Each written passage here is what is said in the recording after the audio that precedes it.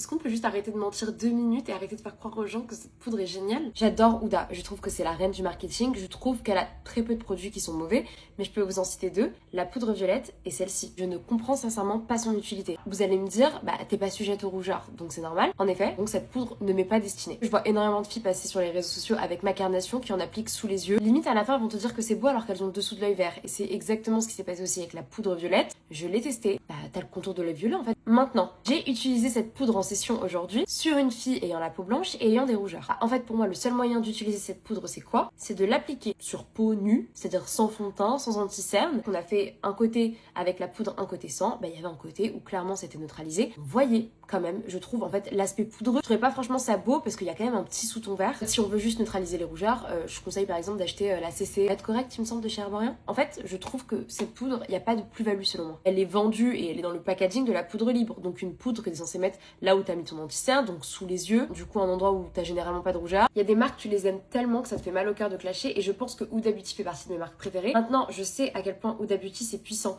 Je sais que quand il y a des lancements, ça devient très vite viral sur les réseaux sociaux. Donc je sais qu'il y a plein de jeunes filles qui vont aller débourser 40 € dans une poudre. Finalement, elles verront pas l'utilité. Et c'est pour ça que c'est mon devoir de vous donner mon avis. J'ai vu plein de revues de créateurs qui la trouvent géniale. Mais bon, j'étais obligée de vous donner mon avis pour l'avoir testée sur moi et également sur une cliente aujourd'hui avec des rougeurs.